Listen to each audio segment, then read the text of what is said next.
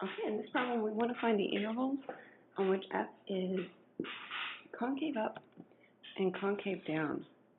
Okay, so we need the second derivative to find that. Before we differentiate anything at all, actually, we want to look at it. Is there anything we can do to make it easier to differentiate? And actually, in this case, I don't think there is, because when you raise something to the 5/2 power, we can't distribute. That's a radical. A half means a radical, so there's really nothing we can do. So it looks like we're going to have to use the product rule, because we actually have 3 factors, but what we can do is group the 10 with that factor, so that'll be like my first factor, and then the 3x minus 4 will be my second factor for the product rule. So I'm going to have the first factor, 10 times x plus 2 to the 5/2, times the derivative of the second factor, 3, plus the second factor times the derivative of the first one. That one's a little bit harder, but we can do it. So 10, the 10 just hangs out front when we differentiate, so I'm going to leave the 10 there, times, now I want to differentiate x plus 2 to the 5/2. So we're going to have to use chain rule. We bring the 5/2 down, times x plus 2 to the 5/2 minus 1. 5/2 minus 2/2 is 3/2. Times the derivative of the inside function, in this case is 1. Okay, so there's the derivative. I'm going to need the second derivative. Let's go ahead and definitely simplify this first before we differentiate again, as much as we can possibly simplify. Okay, so right here I've got a 3 times a 10, so let's write that as 30. X plus 2 to the 5/2. Over here, I'm just going to move, well, now I've got a 10 times the 5/2. I could combine those, I guess, because that would be 50 over 2. That would combine to 25. So that's that. Times, let's do the 3x plus 4, 14. Oh, actually, that's supposed to be minus. Look at that. Glad I caught that. An error like that would take a long time to fix. You know what? I can't. I'm just going to have to cross it out.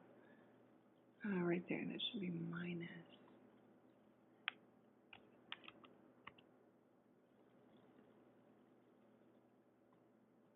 There we go. Let's double check this. So I've got my first factor times the derivative of 3x minus 14 plus 3x minus 14 times the derivative of that. Yeah, I think that's right. Okay, then minus 14 and then times x plus 2 to the 3/2. Okay, I'm trying to think of ways to simplify here. You can differentiate it like this, and that's completely fine. I think I'm going to go ahead and factor, because then I'll have to use the product rule. Well, it'll just make my next derivative easier if I factor. So we've got, in this term, let's see, we've got a 30. Over here we've got a 25. So I can take a 5 out of both terms. The first term does not have any of these 3x minus 14. So I can't take that out. This has x plus 2 to the 5/2. This has x plus 2 to the 3/2. The rule is you always factor out the 1 to the lower exponent. So 3/2 is less than 5/2, so we can factor that out. Okay, then what am I left with? Over here, I'm left with a 6 from the 30, and I'm left with x plus 2. If I factored out x plus 2 to the 2/2, we have to ask 3/2 plus whatever exponent goes right here needs to equal 5/2. So kind of in my scratch work over here, 3/2 plus this exponent needs to equal 5/2. So that when I redistribute this times this, I do in fact get x plus 2 to the 5/2. So what solves that? You subtract 3/2 from both sides, you get 2/2. So an exponent of 1. So I can just leave it like that. Then over here for my second term, plus a 5 from that 25, the 3x minus 14, and I factored that out. And I kind of saw that coming just because I've done a lot of these. I wouldn't expect you guys to see that exponent would become a 1, and that then this could be simplified a lot, because I don't think you've ever seen one quite like that. So don't worry if you didn't know to do that. And you don't have to. Again, you can just differentiate it at this point, and you'll still get the same answer. It just will take a little bit longer. Okay. So here, let's simplify this bracket. So we got 6x plus 12 plus 15x minus 14 times 5. Let's see, 10 times 5 is 50. 4 times 5 is 20, so it should be 70. Okay, let's keep cleaning this up. 6x plus 15x is 21x. 70 minus 12 is 58, it's negative 58. See, 5 plus 8 is 13. Yeah, I don't think that's going to simplify anymore. Okay, so that's f prime. Make sure you label it. I've noticed a lot of you are not labeling whether you're writing the function or the derivative or the second derivative. It makes it incredibly hard to read your work when you don't label. So please label f prime. Now I'm going to take the derivative again, so f double prime. Again, it's a product, so I'm going to use the product rule again. I'll group the 5 with that factor for the product rule here. I'm going to write that here, what I did. I did the product rule down here, I'm doing the product rule. Okay, so we got the first factor, 5 times x plus 2 to the 3 halves, which means the derivative of the second factor is 21, plus the second factor times the derivative of the first factor. So the 5 times the 3 halves is going to be 15 halves, times x plus 2 to the 3 halves minus 1 is 1 half. So the derivative of the inner function, x plus 2, is 1. I don't know what I close that parenthesis there. Okay. Let's check this. So I've got the first factor times the derivative of the second, plus the second factor times the derivative of the first factor. That looks right to me. Okay, so 21 times 5 is 105.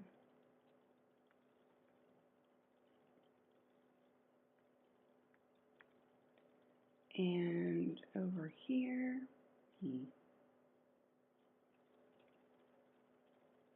not a whole lot we can do. I'm going to pull the 15 halves up front. 15 halves times 21 x minus 58. I don't think 21, well, is 58 divisible by 7? No, I don't think 21 and 58 have any common factors, so I don't think we can take anything out of that.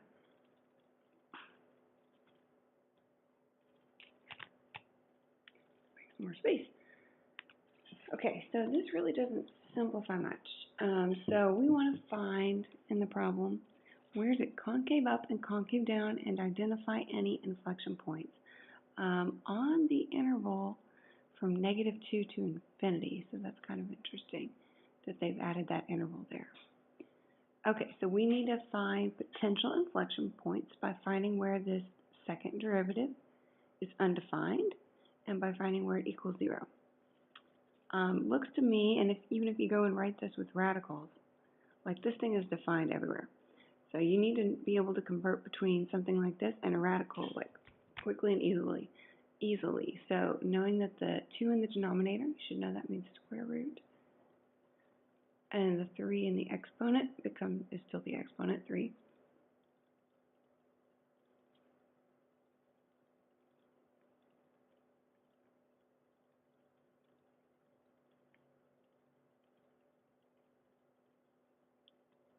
Okay, either way I write it, there's nowhere where this is undefined. And I see now why they put that, domain on it, because that's the domain of this function anyways. Because this is a radical, square root of x plus 2. If you plug in a number less than -2 to that, you'll get a 0 under the radical. So that's just the domain of the function itself. Okay, so where does this equal 0? Trying to find possible inflection points. Okay, so I do think it would actually be easier to factor though, because it is equal to 0. But you could also move one term, either term, to the other side. I think it'll be a lot easier to factor out a radical. We can take square root of x plus 2 out of both terms. Let's see, between 15 and 105, we can take out a 5. So let's take out 5 times the square root of x plus 2. That would leave me with, right here, 21. X plus 2 cubed. If I took out one of them, then I'm left with the square root of x plus 2 squared, which does simplify, plus over here I'm left with this, oops, I took a 5 out, so I've got 3 halves times 21x minus 58, and then I took out the radical out front over here. Okay, so this all equals 0. Now that it's factored, though, we can set each factor equal to 0. But actually, before I do that, let's simplify a little bit more, because I've got a lot of simplification that can go on inside these parentheses here. So this becomes 21 times just x plus 2. Square root and the square are opposite operations that undo each other. If you want to get into technicality, some of you may be remembering there's supposed to be an absolute value bar there, but it doesn't really matter because of this domain. We can't plug in negative values anyway, so don't worry about that. Plus, let's see, 21 times 3 would be, well, you know what? Yeah, I do need to distribute, actually. So 21 times 3 is 63 halves. And then 58 times 3, I think I'm going to pull the calculator out finally for that one. So where is it? Okay, so 58 times 3 is 174. So minus 174, oops, over 2. I'm doing 3 halves times 58. It's going to be 87, so that will be minus 87. So I've got 5 times the square root of x plus 2. Notice how organized I'm being. The more I work with you guys, just generally as a class, independently in my office, I've noticed that often you have very unorganized work, and I think that leads to a lot of errors. It's not that hard to just recopy parts of it each time, just for simplicity's sake, so that I don't get lost in my own work. Okay, so we got 20. Let's distribute this. 21x plus 42 plus 63 halves x minus 87. I sure do hope I haven't made an error. So we got 5 root x plus 2. Okay, 21x plus 63 halves x. Do 21 plus 63. No, 63 divided by 2 is 52.5x. Since it's an exact decimal, it's fine. And 42 minus 87 is negative 45. Okay, now let's set each factor equal to 0. So we'll set the root, or 5 root x plus 2 equal to 0, and the 52.5 minus 45 equal to 0. Anytime you have an equation that's factored and equal to 0, you can set each factor equal to 0 to solve. So divide both sides by 5, and then square both sides. We'll get x plus 2 equals 0, or x equals negative 2. However, that's the first x value that's in the domain anyway, so that doesn't really have any effect here. It's not really a potential inflection point, it's just the start of the domain. Oops, I left off an x there, x. So here we have 52.5x equals 45. Let's jump over and see. Okay, it doesn't say whether to use decimals or fractions. It might want fractions. 45. Maybe it would be easier to go back to fractions right here. 52.5 times 2. Let's do that. Let's go back to a fraction here. Let's do 52.5 times 2 is 105. So let's write this as 105 over 2 right here so that we can be with fractions here. Now let's multiply both sides by 2. 45 times 2 is 90. Then we divide both sides by 105. Okay, that's going to reduce. I can take a 5 out of both of those. So what would it be? 18 over 21. Well, I can take a 3 out of both of those. 6 over 7. Okay, all that work. That's my only possible inflection point. So that's what we would put on a number line.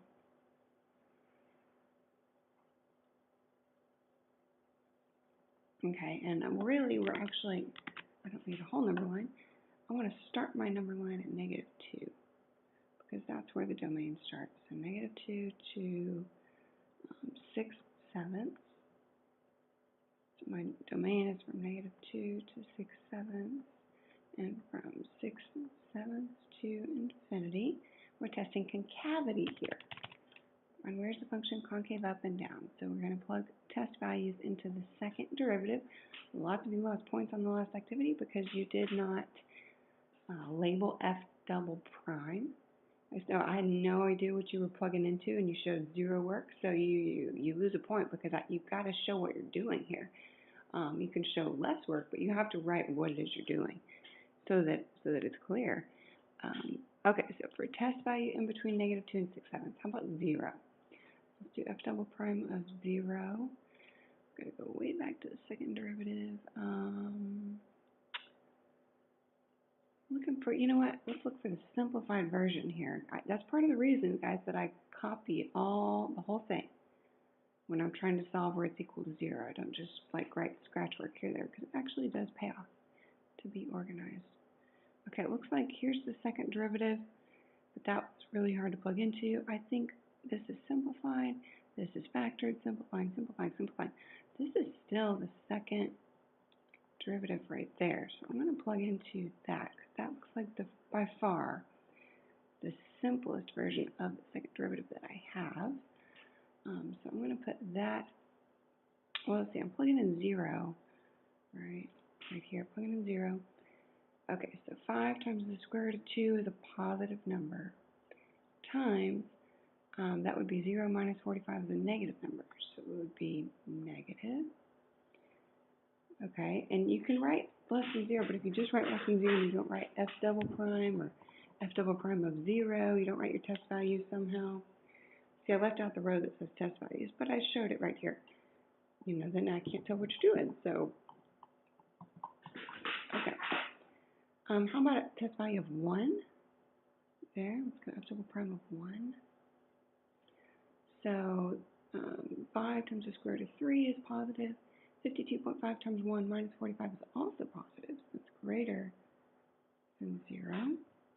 So that tells us f is concave down on that interval and concave up on that interval.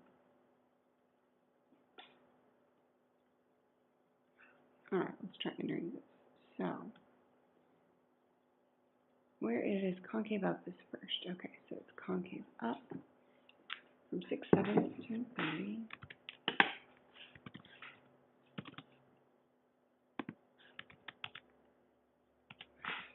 Okay, concave down from -2 to 6/7.